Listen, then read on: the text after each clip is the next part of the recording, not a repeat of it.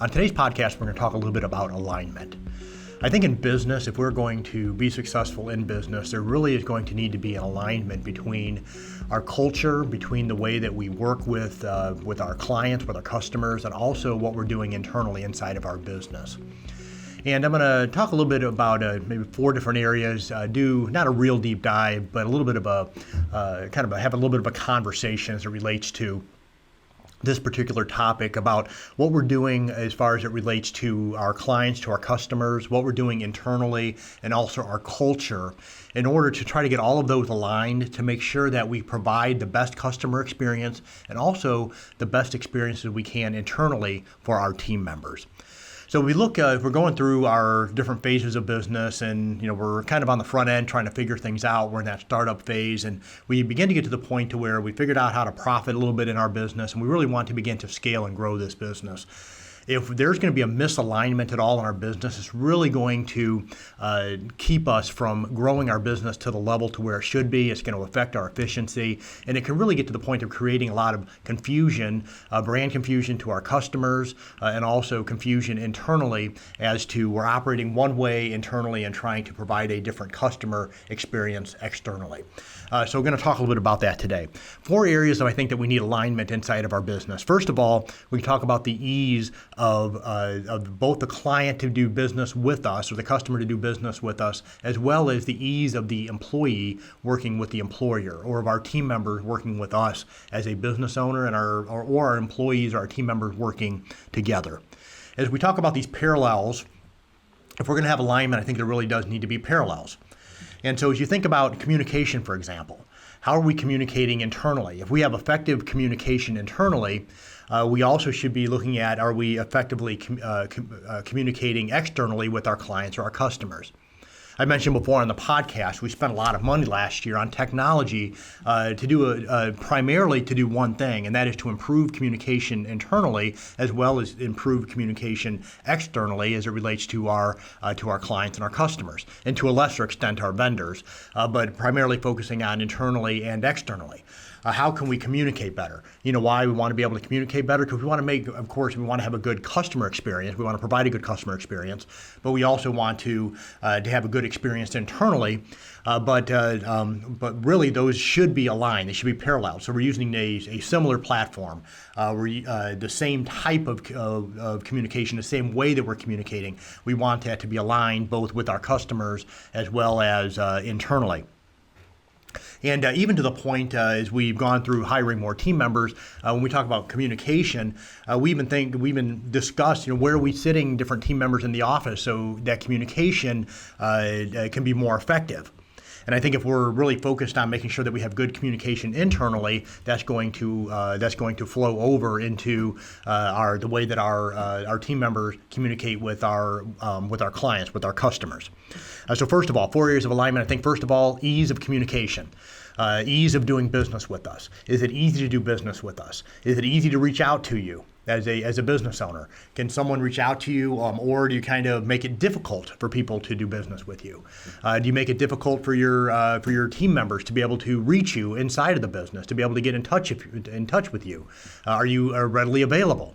If you're readily available internally to your people, they're going to catch on to that and want to make sure that they're readily available also to your clients, to your customers, because there really does need to be that parallel, that congruency between the way that you operate internally, because your culture internally, what you focus on internally inside the business, is going to spill over into the way that your team members and you essentially are going to work with your clients, with your customers externally as well. Number 2, as we think about areas of alignment, it has to do with the differentiators. What differentiates you and your business as it relates to your product and your service, but also what differentiates you internally as it relates to your culture and with your team members. Look at your competitor. What are they doing? What sets you apart? What are you doing differently? And you think of it in different areas, maybe the value that you bring. Not only the value that you bring through your product or through your service, but also the value that you bring to your team. Think about relationships. I think number one, the number one area, number one reason why people continue to do business with us it has to do with relationships. And then lastly, the service. What is the actual service, your level of service, your level of customer service, your level of care to your team members internally, and your level of customer service that you're giving externally. And to the degree that you're providing value and customer service to your customers, to your clients, I think as a business owner, we should also make sure that we have that same level of care as it relates to our team members. Once again, if we're leading in that area with our team, they're going to go out and they're going to lead in that area as it relates to our customers. There really does need to be alignment. If we have a bad culture internally, if we don't value our people, we just view them as somebody that comes in, punches a clock, and they go out the door. We don't care about them. We just want to monetize on them. They're going to take that particular mindset and they're going to look at the customer the same way. But I think if we have a culture inside of our business where relationships are important, that value is important, I care about them. I'm not going to kind of stick them, with no benefits, and I'm not going to pay you as an employee, and I don't care about you.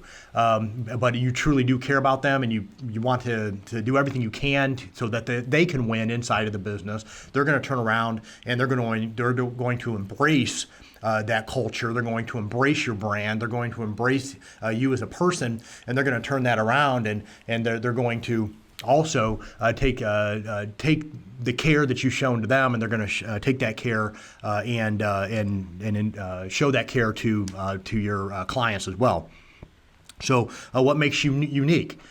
Think also not just about relationships, but also as it relates to development and education. And it's the little things. Just this past week, and I spend, unfortunately, too much time, I think, trying to educate vendors, and more often than not, our client vendors.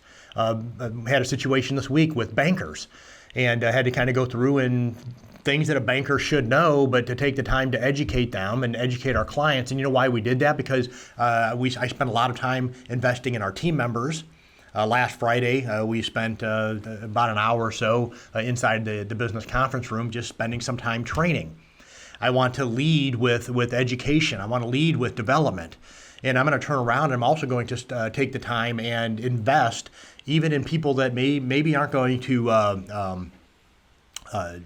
ever pay me for the education or for the service or pay the firm. But I know that I'm bringing that value to our team member in that way. So whatever you're doing internally, make sure you're developing your team, you're investing in your team, but also that you're doing the things that you need to with your clients and your customers to educate and develop them as well, especially if you're in the type of business to maybe have a coaching element or an education element, or you could be selling a product. Think about you going into a hardware store. The experience that you have if one of those team members on the floor, not only are they going to take you to the part, but they're maybe going to spend a little bit of time kind of showing you how it works or maybe how to install it. How much greater of an experience that you have because they took some time to invest inside of you, invest in you as a customer. How do you innovate? How do you lead? Do you inspire? Do you empower? Do you motivate? If you're doing that as a leader inside of your business and you have that culture inside of your business, that should also be something that you're doing outside of your business as well as it relates to your clients. I think one area that I really try to lead with as it relates to our customers is that area of trying to just be an encouragement. They can go anywhere and get the service that we provide. And they can go anywhere and get a tax return done. They can go anywhere and get financial statements done. But I hope that we create a culture inside the business of really trying to empower and motivate and encourage those people that we work with as well. And that's going to start by what are you doing internally? Are you encouraging your team members internally? Am I, as a business owner, am I motivating? Am I empowering the team members? And they're going to take that spirit or that culture, and they're going to turn around and also provide that same with whom that they work. So, thirdly, people do business with you, want to work with you internally and externally because of relationships. I talked about this a little bit ago. And if you really are focusing on the relationship aspect, you know what? Ultimately, you're not going to have a problem finding customers. And I know that for here, almost all the business that we get, it comes through referral. And it's simply because of the relationship. It's not because, we're magicians or we have something extra special here. We know something that somebody else doesn't necessarily. but it's because we really focus on the relationship. And it's something that we want to lead with. And so people do business with you because of relationship. And if they have that experience, they feel like that you care about them, they're going to turn around, they're going to refer others to you. Same thing internally. You have a difficult time finding people. It's kind of one of those things. If we have built a relationship and truly care about our team members, they're gonna go out there and they're gonna refer others to you. The last couple hires that we've had here internally at the firm level have essentially been have worked with clients and they said, hey, this is maybe somebody that you should consider hiring. And they had a relationship with them. They have a good relationship with us, and it ended up being some of our best team members that we have. And then lastly here, does our culture, our branding message, and the execution align? So the way that we are marketing ourselves and what our brand states, and then our execution, does all of that align? And that's really going to create, so when I talk about our marketing, we talk about our branding, we talk about our messaging, and then are we spending the time internally to make sure that execution aligns with how we're putting ourselves out there.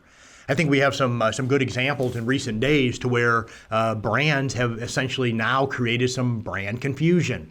Think of Disney, for example. I'm not going to make a political statement here at all, but Disney decided to insert themselves into a political process, and it really created a lot of brand confusion. So a company that was always kind of known for a certain set of kind of traditional American values and a kind of a safe place for people to go and be able to enjoy good family type entertainment. And then they decided to kind of step in and really created brand confusion. And what ended up happening is a lot of people, my family included, we actually loved the brand. But we went through and said, okay, we no longer agree with the way that this business has always traditionally operated. And so they ended up changing. And you know what? That's going to impact them one way or another. Man, there may be enough people that agree with it, and so maybe they'll strive off of it. I don't know. I just know that it did generate a lot of brand confusion. So what happened is kind of all those the culture that they had always had, and then the kind of the messaging they had always put out there. Now all of a sudden the execution isn't there any longer. Okay, and so and we'll see what ends up happening, but we know in the short term this has had an impact on essentially the way that the customer views the brand. Monetarily, it may not make a difference, but it has created some problems from them. You think about, and I've used kind of that Starbucks and Dunkin' Donuts type comparisons in the past on the podcast. But I know when I go into a Starbucks, for example, I know generally it's going to be consistent. I go in there, I order something. Generally, regardless of where I go, I'm going to get pretty much the same cup of coffee. You may think it's overpriced, but I'm going to get the same cup of coffee. I know about what I'm going to pay for that coffee. It generally tastes the same. I generally get better than average customer service, and everything's pretty similar. And so the culture, the branding, the execution, all of those kind of align. Now I know that sometimes when I go into a Dunkin' Donuts, that I know that sometimes the menu's not even going to be the same. Okay, from one Dunkin' Donut on 2 blocks down from another one, and because one of them may have a Baskin Robbins in there, so they have different things on the menu. And if I go in and I'm not quite sure, okay, does this have what I want? Does this one not have what I want? And so the messaging, the branding they put out there does not always align with the execution, and that can create some confusion to the customer. So we want to make sure that the messaging we're putting out there, the culture that we have internally, so what are we doing internally, and then the execution, that all three of those align. So if we're going to scale our business, if we're going to grow our business, and we're going to do it successfully, and I think for the long term, we need to think about, is there alignment? Is it between, we started off talking about communication. Is there alignment with our culture internally and the way that we treat our customers externally? Is there alignment in the way that we market ourselves and the way that we execute? Do we say what we're going to do? Do we do what we're going to say, and we do it in a way that aligns with the messaging that we're putting out there? Just a few things to consider as we just took a little bit of a journey down talking about alignment inside of our business, and also as it relates to dealing with our customers or with our clients. This is Josh Belk with the Belk on Business podcast. Thank you for taking a few moments to listen in today. If you haven't already, please consider subscribing. Have a wonderful day.